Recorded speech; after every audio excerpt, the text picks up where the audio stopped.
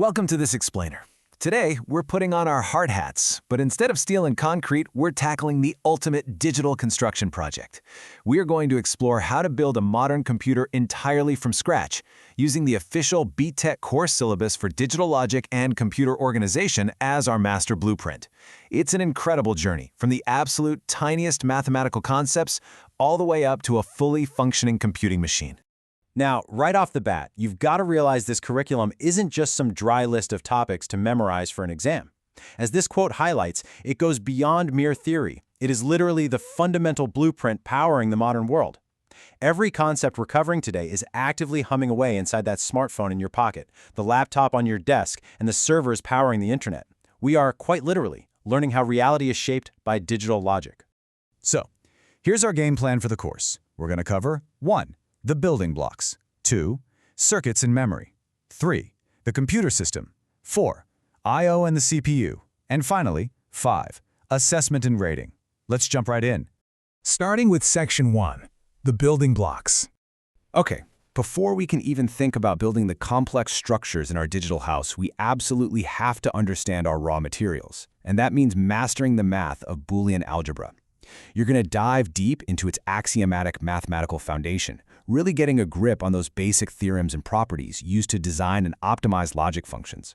You'll also learn how to streamline these digital circuits using K-map minimization. It's kind of like a giant puzzle, honestly, where you're figuring out how to do the absolute most work with the least amount of physical hardware. And these elements, they are essentially the microscopic bricks for all data representation. You're going to learn how to speak the computer's native language. We're talking number systems, binary, octal, decimal, hexadecimal, and you'll actually be performing arithmetic right in them. Plus, we'll look at crucial codes like Gray, BCD, XS3, and ASCII.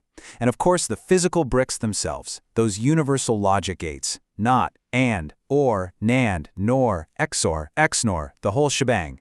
You'll verify their exact correctness using truth tables and actually design minimum component circuits. Which brings us to Section 2, circuits and memory. Now we get to see how these components stack up. We start small, right? Combining those basic logic gates to create half-adders and then scaling up to full adders and subtractors. But we don't just stop at basic arithmetic. Oh no. The course pushes you to construct complex binary multipliers and division circuits, specifically utilizing things like Booth's algorithm for multiplication, as well as restoring and non-restoring division algorithms. We're literally taking simple on-off switches and transforming them into incredibly powerful calculators. But here's the thing, a calculator really isn't a computer if it can't remember anything, right?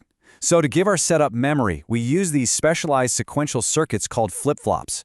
The syllabus covers the entire spectrum here, SR, D, JK, JK master slave, and T flip-flops.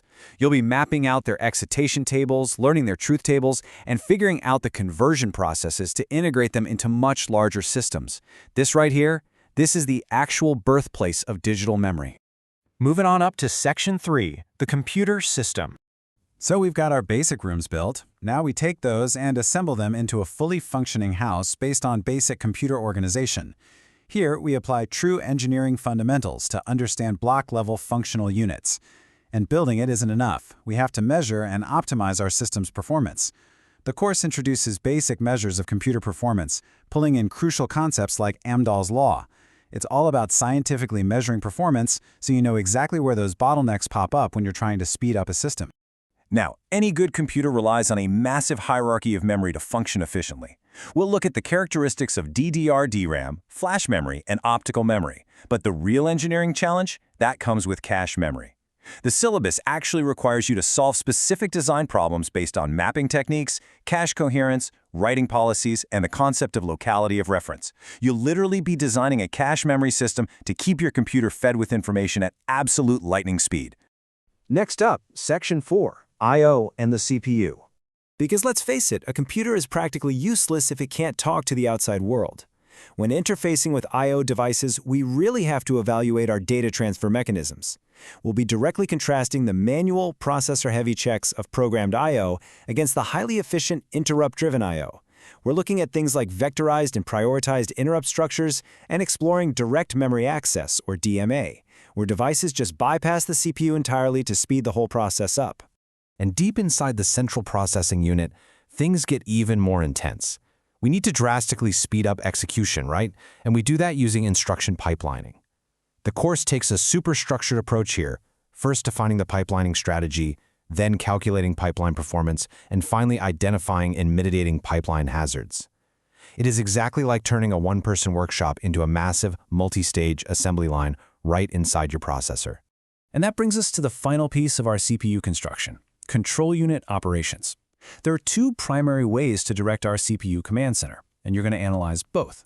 You can wire it physically through a hardwired control unit utilizing state table and delay element methods, or you can code it internally via a microprogrammed control unit. You'll learn to identify the right microinstruction format, figure out the sequencing, and actually write your own microprograms to execute micro-operations. Finally, we hit Section 5, Assessment and Grading. So you've built the computer, but how are your construction skills actually evaluated? This chart breaks down your 100-mark evaluation blueprint perfectly. The bulk of the weight is on the end semester exam at 50 marks. And keep in mind, while this final exam does cover syllabus material up to the mid-semester exam for about 20 to 30% of the weight, it heavily focuses on the later syllabus. Like 70 to 80% of the weight comes from the material covered after the midterms. The mid-semester exam itself makes up 30 marks, and that covers the first 40 to 50% of the syllabus. But hey, do not forget the day-to-day work. Those remaining 20 continuous assessment marks require consistent, everyday effort. This breakdown reveals that 10 marks come from 2 class tests, 5 marks are earned through flipped classroom worksheets, and the final 5 marks are dedicated to your regularity and active participation. Every single class contributes to your final architectural masterpiece here. We've gone from the absolute simplest Boolean algebra all the way to the insane complexities of a micro-programmed control unit. This course equips you with the vital skills needed in an ever-changing digital landscape. So as you prepare to master these foundational building blocks, logic gates, process organization, cache memory mapping, the ultimate question is this: what incredible innovations will you construct with this knowledge? The blueprint is in your hands. So what are you going to build?